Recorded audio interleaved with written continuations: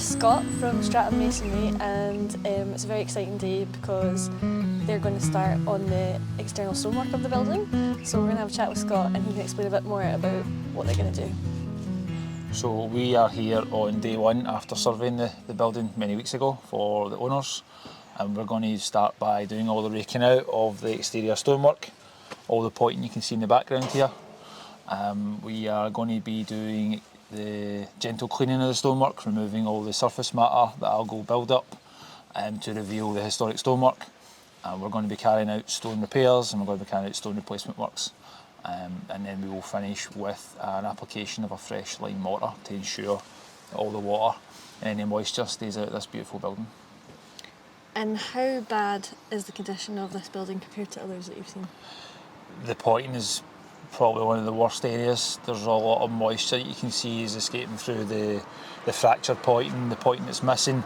Given the age of the building, this is very common, and it's really nice to see that the owners are taking it seriously and they're making sure that the history of this castle is preserved. It's fair to say you and the guys are going to be here for some time. Yeah.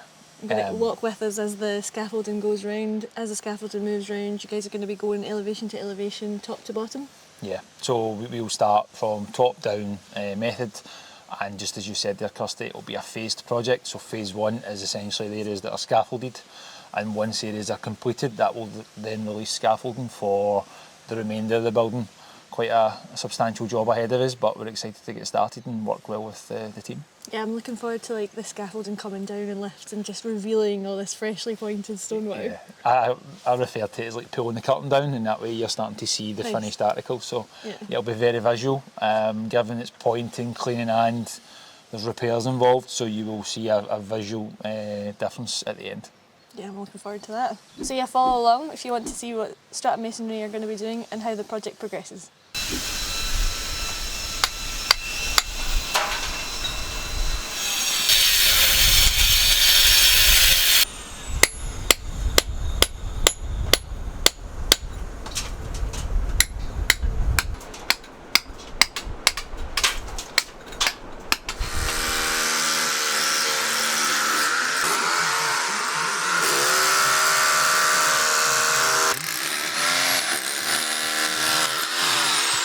So we've got this turret section here raked out on this elevation. You can see the different depths of the rubble for the raking out, and also you've got this section of masonry here. Yeah.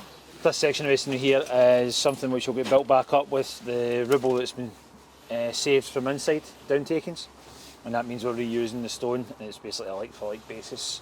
And this will get built back in as part of the repointing works, and you can see here as well you've got the varying depths of the pointing. So again, when it comes to doing the cleaning of the castle, this will get out all of the loose material, all the debris, and it'll be ready for a good background for it to start applying the fresh lime mortar. So we've identified stones that need to be either replaced or repaired. The ones that get replaced get sized up, and then we lodge the sizes with the stone quarry. And there's a lead time for the stonework, can vary between 6 and 8 weeks normally, but given the quantities here, the stonework generally is in pretty good condition, so we can drip feed the stone in from the quarry on a kind of case-by-case basis rather than one bulk load. And will you notice a difference? Will there be a colour change, or not really because we're cleaning everything? There will be a colour change because the stone that was used to originally build this would have been a locally sourced stone, whereas nowadays it's the best available matching stone, so there will be a difference in it, but it's the best one that's sourced for this building.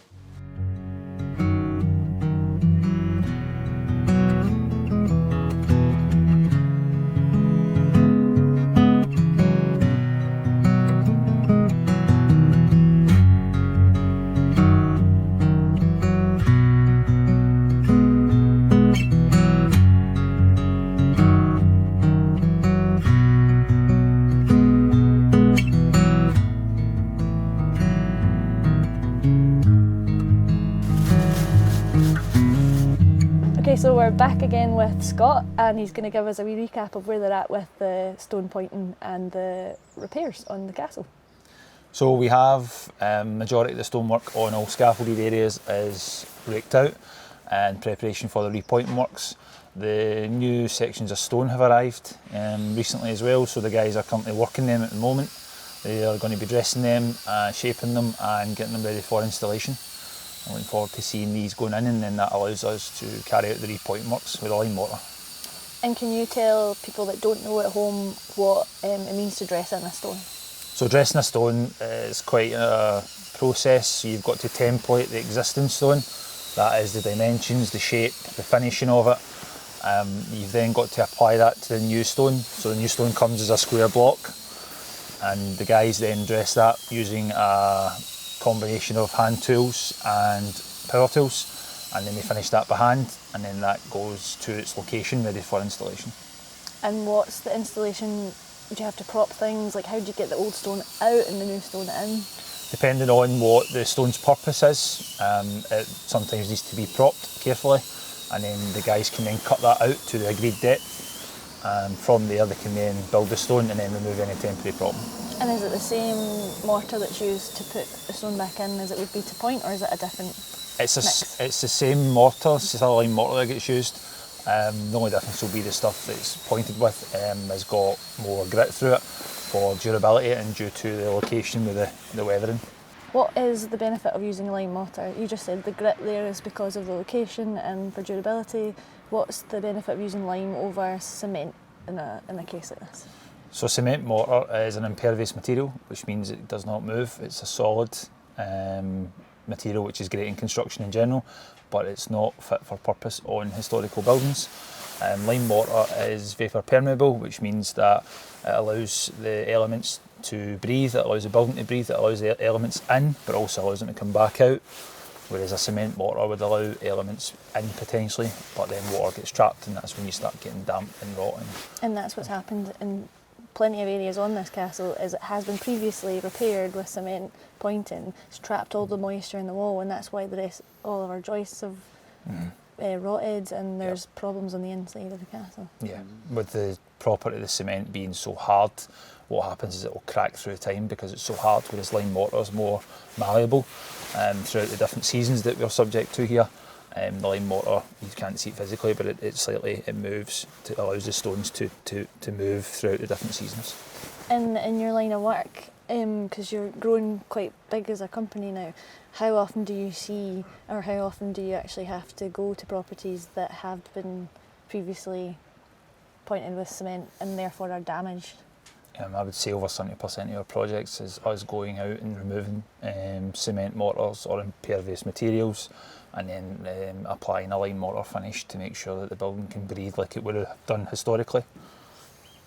So what you're doing is going to make this last for 50 years, 100 years? Yeah, it'll last our lifetime for sure. Okay. And what about maintenance? Maintenance for lime mortar, there's none. There's none really. If it's done right and it's done well, there's no maintenance. It's a sustainable material. Whereas your cement mortar, when it does fail, when it does crack, when it does cause decay, that's when you start getting repair bills and you start getting lengthy processes. Quick note on cement mortar, what we find on our travels is that when we're removing the cement mortar, you tend to find that once you've removed it, you can actually see the historical lime mortar behind that, and that is usually an effect of your sand with your kind of white dots, which is the lime essentially, and that's what it was built with historically. Yeah, interesting. So hopefully when you guys are finished, that's it. That's it. Completely sealed. Yep. All it is we're working on. The plan Beautifully is to do an everlasting project. So yeah, looking forward to seeing the next steps. Cool.